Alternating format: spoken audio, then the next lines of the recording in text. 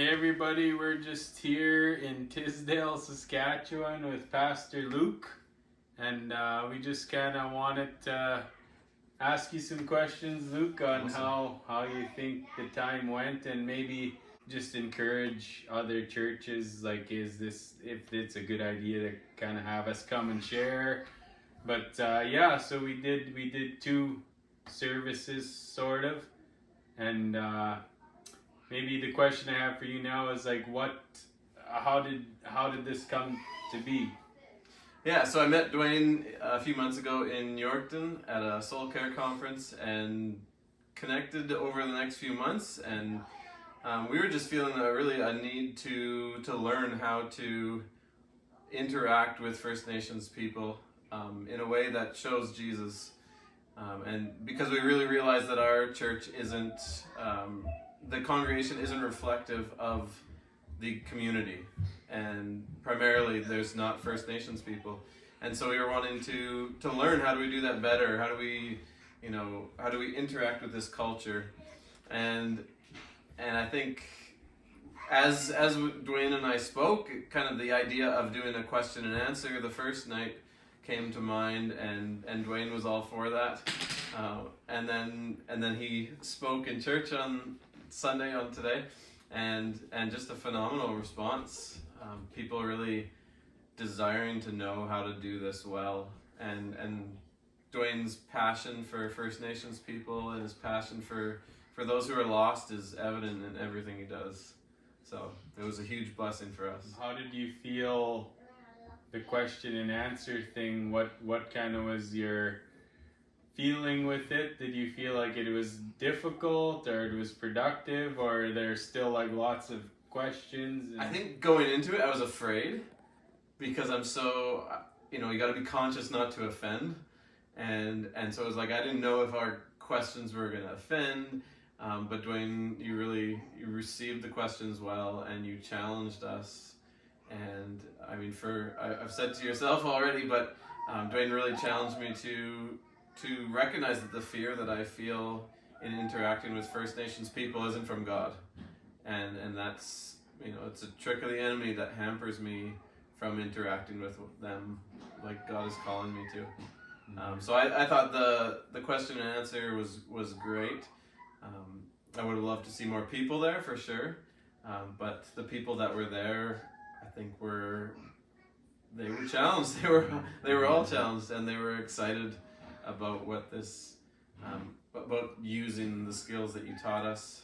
I think for me, one thing that was really impactful was hearing your story, and hearing how the church in your town came alongside you, and that was just a great encouragement to me to stop being afraid so much about are we going to enable this person, are we going to do more damage, but just walk with this person and show them that you love them, and that Jesus loves them, really. Yeah, it was cool. Yeah, I mean, it was, for me, it was one of the first times when you asked about, let's do a question and answer thing, I was scared too. I'm like, well, am I going to be the only one? I need backup or whatever. But I think from my perspective, it was really good. I think maybe not all the questions got answered. There's still, I think to me it's clear that there still needs to be like relationship building, and I think one of the questions was like, what do we do? What do we do? And I think you letting me come and share and not really knowing what I was gonna say,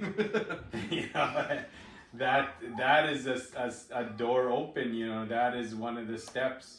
Hearing the stories, and I think that was really cool, just to be part of that question and answer thing. Do you think other churches should do that? Yeah, I think for sure. I would say most churches that I've been in don't have very many First Nations, and so I think as a church we need to start asking why. Right. And I think to a large degree we haven't asked that question, and so we just don't interact with that whole community.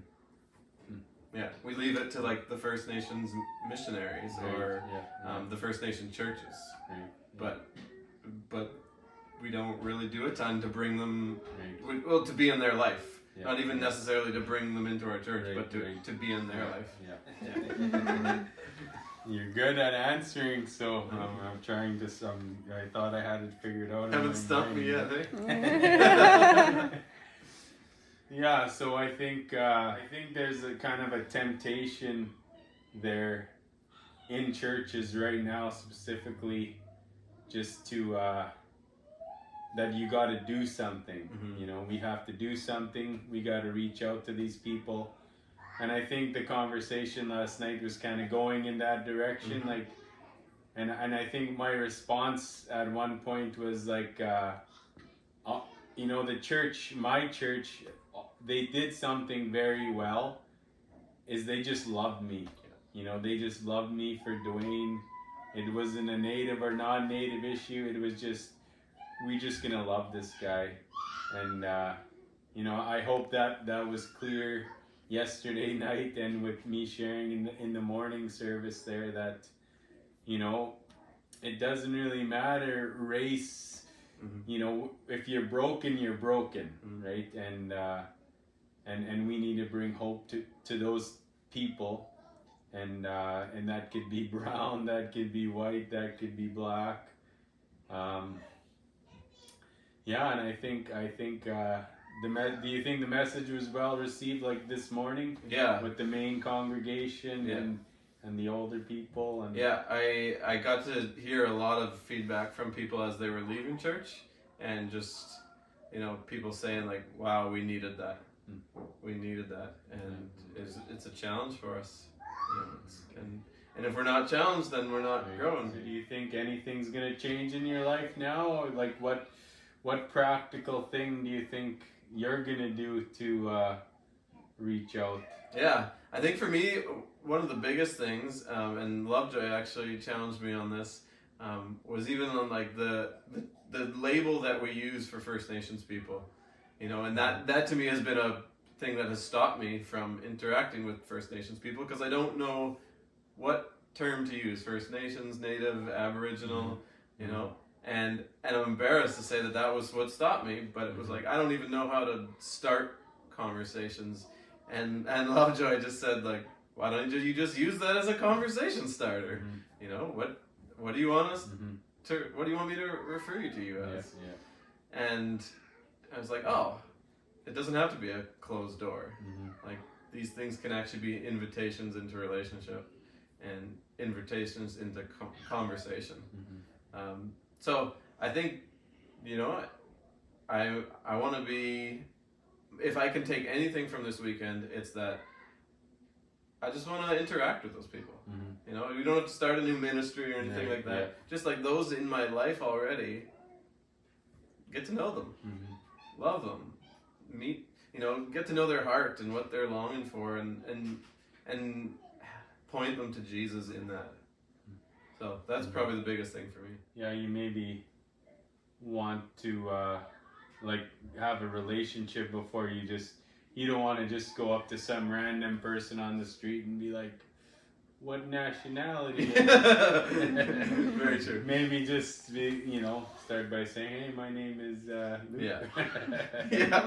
But yeah, any questions for me? You know, I guess in terms of this recording, I just want to say it has been a huge blessing to have you and your family join us, to get to know you. It's been incredible, and I would encourage any churches that are looking for how do we engage our community better. This is a great, you know, maybe it's just a starting point, but Dwayne is a great resource for churches, and I would encourage you to bring them around. Sounds good. Yeah.